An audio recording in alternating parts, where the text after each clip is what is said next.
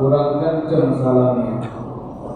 Yang menjawab salam Habib yang kedua kalinya, Habib doakan panjang umurnya, murah rezekinya, disehatkan badannya, dikabulkan hajat-hajatnya, dijadikan anaknya menjadi anak yang soleh dan soleha, taat kepada Allah, taat kepada Nabi Muhammad, taat kepada kedua orang tuanya, taat kepada nusa dan bangsanya, dan dibanyakkan uangnya. Assalamualaikum warahmatullahi wabarakatuh.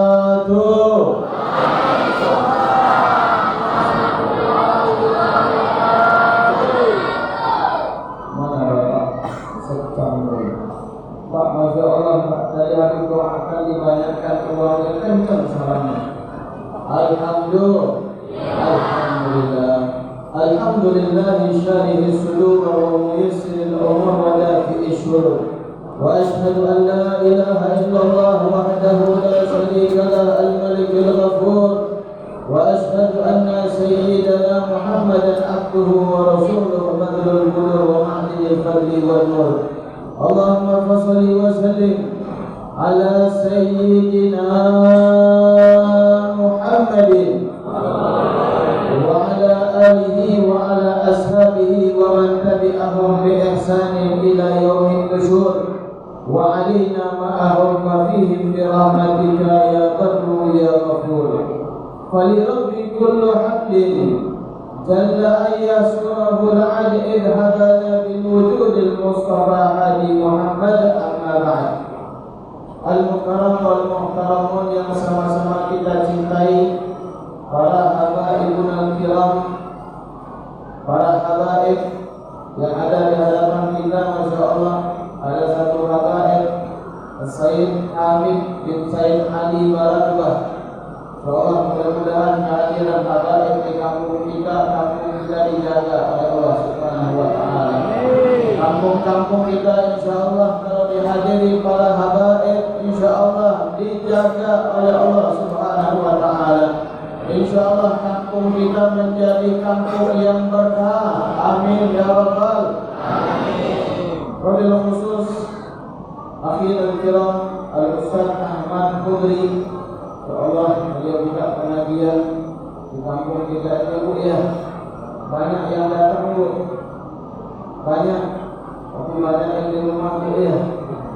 Nanti kalau ada pengajian, hadir duduk untuk ilmu bersama beliau, Bu. Insya Allah ilmunya bakal manfaat dan berkah. Begitu juga segenap daripada panitia. Begitu juga sesepuh-sesepuh yang ada di depan kita ini, Masya Allah. Kita doakan mudah-mudahan sesepuh kita, tuan guru kita, asatidz dan asatidzah kita mudah-mudahan diberikan istiqamah oleh Allah, diberikan kekuatan, diberikan sehat walafiat oleh Allah Subhanahu wa Ta'ala. Amin ya Rabbal. Begitu juga hadirin wal hadirat yang dimuliakan oleh Allah Subhanahu wa Ta'ala.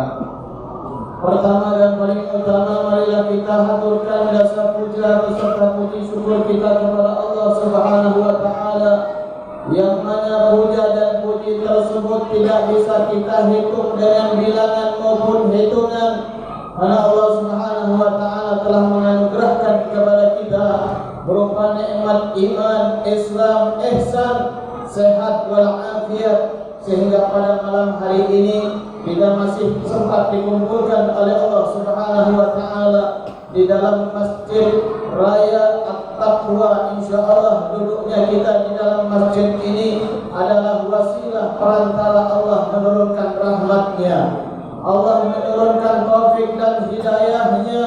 Kita duduk di dalam masjid ini niat iktikaf, insyaallah diberikan pahala yang sempurna di hadapan Allah nanti. Amin ya Rabbal. Amin ya Rabbal alamin. Salawat beriring salam tidak henti-hentinya kita sampaikan buat junjungan Nabi Agung kita, basyaran lakal basyar, Habib Ali bin Muhammad bin Husain Al-Habsyi, di dalam kitab Simkur Durar beliau mengatakan Nabi Muhammad basyaran lakal basyar, Nabi Muhammad adalah manusia, akan tetapi tidak seperti manusia biasa. Siapa lagi kalau bukan Sayyidina wa Habibina wa Syafi'ina wa Qurrata A'yunina Muhammadin sallallahu alaihi wasallam. Allahumma salli wa sallim ala Sayyidina Muhammadin wa ala alihi wa sahbihi ajma'in. Nabi sallallahu alaihi wasallam bersabda, ibu-ibu, Nabi Muhammad sallallahu alaihi wasallam beliau pernah bersabda, Al-bakhilu man dzukirtu innahu falam yusalli alayya. Orang yang pelit, orang yang lokek, orang yang medit, kalau bahasa Palembangnya, ketika diucapkan namaku di hadapannya dia tidak bersalawat kepadaku. Mau tak bu dibilang lokek bu? Pak, mau dibilang pelit pak? Mau dibilang medit? Maka mari kita bersama-sama bersalawat kepada Nabi kita Muhammad sallallahu alaihi wasallam. Allahumma salli ala Sayyidina Muhammad wa ala alihi wa sahbihi ajma'in. Ahibba'il kiram, bapak-bapak, ibu-ibu yang dimuliakan oleh Allah Subhanahu wa taala. Ketika Abu Hurairah masuk ke dalam pasar kota Madinah, lalu Abu Hurairah sampai di pasar tersebut, kebetulan dia panggil orang yang ada di pasar, "Hei kalian yang ada di pasar, berkumpullah kalian di hadapanku," kata Abu Hurairah. Ketika mereka berkumpul di hadapan Abu Hurairah, lalu Abu Hurairah mengatakan kepada mereka, "Wahai kalian yang ada di pasar, apakah kalian tidak mendengar Nabi Muhammad sallallahu alaihi wasallam akan memberikan harta warisannya di dalam masjid?" Ketika mendengar orang di pasar tersebut, Nabi memberikan harta warisannya ke dalam masjid, mereka berbondong-bondong, ada yang berlarian, ada yang jalan santai ketika sampai di masjid. Akan tetapi tidak dilihat oleh mereka Nabi memberikan harta warisannya. Ketika sampai di masjid, mereka melihat ada orang yang sedang sholat. Satunya lagi melihat ada orang yang membaca Al-Quran. Yang satunya lagi ada yang belajar tentang halal dan haram. Lalu kecewa mereka. Ini Abu Hurairah ini bohong sama kami. Abu Hurairah dusta sama kami. Katanya Nabi ngasih harta warisannya di dalam masjid, ketika sampai tidak ada. Akhirnya mereka berbondong-bondong pulang ke pasar.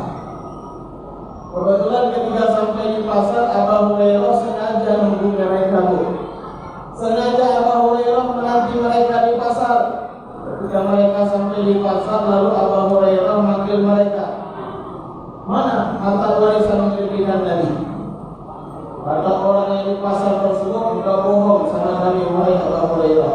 Engkau bilang Nabi ngasih harta warisannya di dalam masjid. Ketika kami sampai di masjid, Nabi tidak memberikan harta warisannya sepeser pun."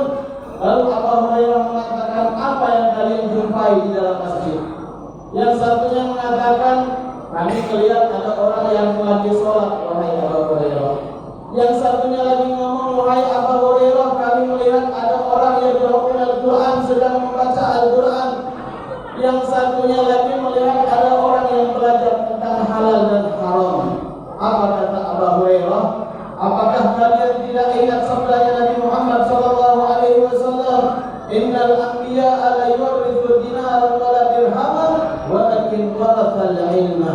Sesungguhnya para anbiya tidak mewariskan dinar ataupun dirham, akan tetapi yang diwariskan adalah ilmu. Inilah warisan peninggalan yang ditinggalkan oleh Nabi Muhammad sallallahu alaihi wasallam.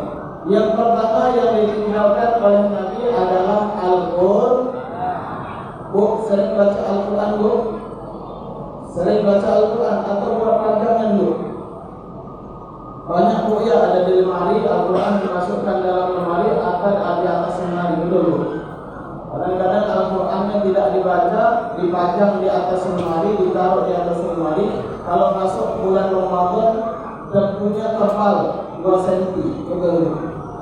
Debunya tebal sampai-sampai Al-Quran tidak dibaca sama mereka. Al-Quran dibuat hanya untuk pajangan. Namun bila min dzalik. Nah, inilah warisan yang ditinggalkan oleh Nabi kita Muhammad. Yang kedua, warisan yang ditinggalkan oleh Nabi kita Muhammad sallallahu alaihi wasallam adalah salat.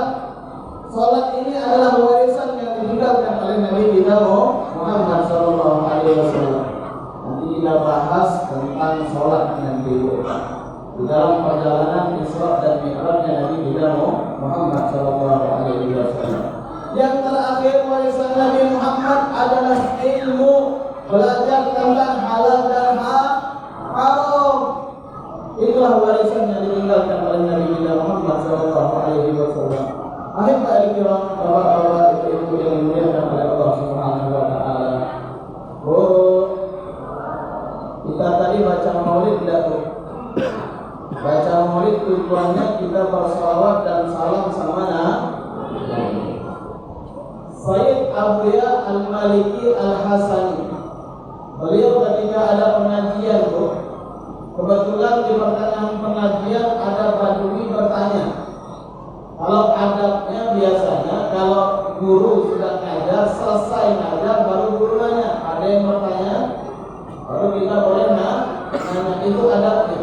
Tapi kebetulan yang nanya dari pertengahan lagi majlis taklim, badui langsung angkat tangan langsung nanya. Badui ini orang gunung.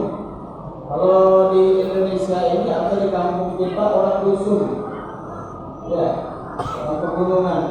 Dia nanya sama Sayyid Abu Ya Maliki, wahai Sayyid Abu Ya Maliki, saya mau nanya sama engkau, sekarang Allah Subhanahu wa taala lagi ngapain? Orang Badui nanya sama Sayyid Abu Ya Maliki, Allah sekarang lagi ngapain? Lalu dijawab oleh Sayyid Abu Ya Maliki bahwasanya Allah Subhanahu wa taala, kata Abu Ya Maliki, sekarang sedang bersalawat kepada Nabi kita Muhammad sallallahu alaihi wasallam. Apa dalilnya Abu Ya Maliki? Dalilnya di dalam Al-Qur'an, innallaha wa malaikatahu yusholluna 'alan nabi ya ayyuhalladzina amanu shallu 'alaihi wa sallimu taslima. Sesungguhnya Allah dan para malaikatnya bersalawat kepada Nabi. Wahai orang-orang yang beriman, salawatlah dan berilah salam penghormatan. Jadi sekarang Allah lagi ngapain bu? Lagi salawat kepada Nabi Muhammad. Malaikat kalau ditanya ngapain malaikat sekarang? Malaikat sedang bersalawat sama Nabi kita Muhammad sallallahu alaihi wasallam. Maka kata Allah, ya ayyuhalladzina amanu, wahai orang-orang yang beriman, kalau dia tidak salawat dan salam sama Nabi, berarti dia tidak salawat sama Nabi satu harinya berapa kali bu? 100. Masya Allah. Berapa bu? 1000. Masya Allah. Bapak-bapak salawat sehari berapa? 1000 kan? Kata Imam Ahmad bin Hanbal, siapa yang bersalawat kepada Nabi kurang dari 301 harinya, berarti dia bukan umatnya Nabi Muhammad. Siapa yang bilang lu? Imam Ahmad bin Hanbal. Tapi imam kita, Imam Syafi'i, memasukkan salawat kepada Nabi Muhammad sallallahu alaihi wasallam itu di dalam salat 5 waktu. Kalau orang tidak salat, berarti dia tidak salat. Kalau orang tidak salawat, berarti dia tidak salat. Itu rukun dalam salat. Allahumma shalli ala sayyidina Muhammad wa ala ali sayyidina Muhammad. Ya, pulang nanti lagi tidurin anaknya, ngayurin anaknya, lagi kerja, atau bapak-bapak di telepon Pak ya, telepon bina, atau lagi nelayan misalnya mau mancing misalnya, salawat sama Nabi Muhammad sallallahu alaihi wasallam. Kenapa kok kita diperintahkan untuk salawat sama Nabi Muhammad? Apakah Nabi Muhammad butuh salawatnya kita? Tidak butuh Nabi Muhammad sallallahu alaihi wasallam dengan salawat dan salamnya kita kepada Nabi Muhammad. Akan tetapi Nabi sallallahu alaihi wasallam bersabda, "Man shalla alayya wahidatan sallallahu biha asyra." Barang siapa yang bersalawat kepadaku 1 kali, maka Allah akan memberikan ganjaran pahala kepadanya 10 kali. "Man shalla alayya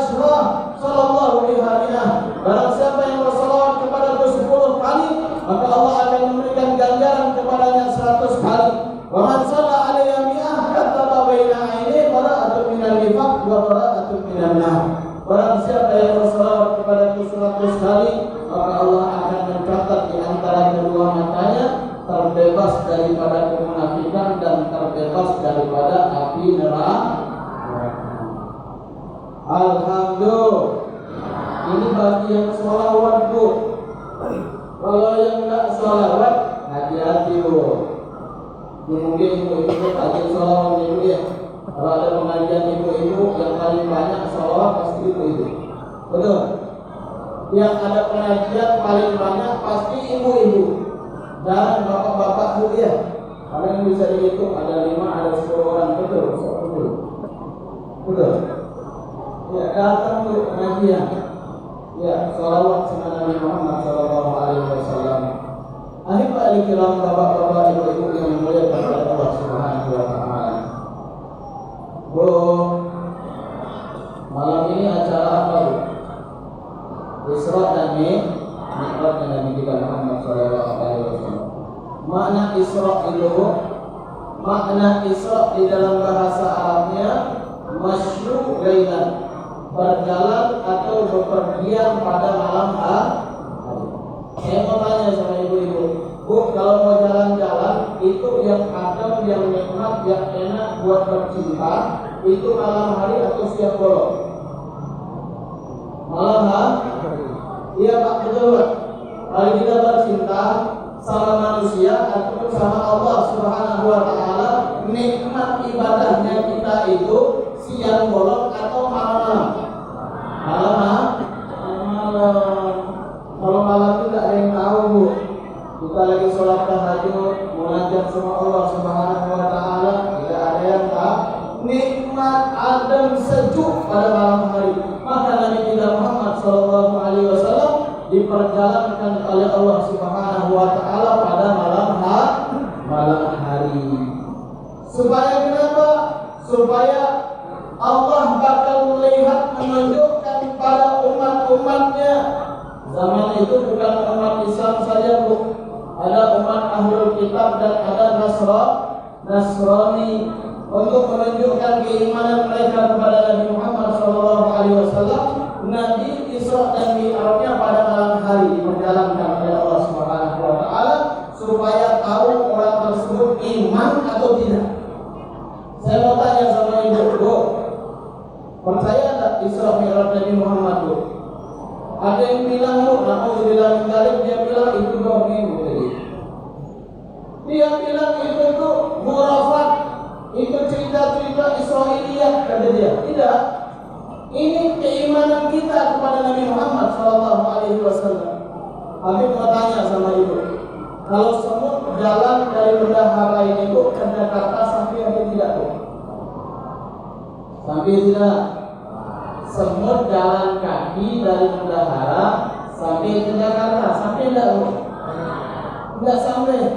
Kalau semutnya masuk dompet ibu, masuk ke dalam tasnya ibu, masuk ke dalam ranselnya ibu, masuk dalam kantong baju, ibu berangkat ke Jakarta, semutnya sampai ke Jakarta. Betul? Sampai tidak? Sampai. Karena semutnya masuk dalam tas kita, Bu, masuk dalam kantong kita. Akan tetapi Nabi kita Muhammad SAW yang memperjalankannya adalah Allah. Tahu jaraknya, Bu? Kalau orang biasa, kalau di Arab itu biasanya pakai onta atau keledai atau jalan kaki, Bu, Pak. Habib dulu pernah belajar di Mubat Tarif Hadramut, kota Seribu Wali. Alhamdulillah sudah pernah naik onta, alhamdulillah sudah pernah naik keledai, Bu. Onta itu Masya Allah tinggi, Bu. Sudah pernah naik. Jadi orang Arab itu kalau mereka dari Masjidil Haram ke Palestina itu mengendarai keledai atau onta. Kalau tidak mampu jalan kaki, ya Pak. Jarak tempuhnya itu 40 hari pergi, 40 hari pulang. Berarti berapa? 80 hari, 80 malam. Akan tetapi Nabi kita Muhammad SAW tidak membutuhkan waktu yang lama, lahdotan wasawani, hanya waktu yang sebentar. Karena kenapa? Karena mukjizat yang Allah berikan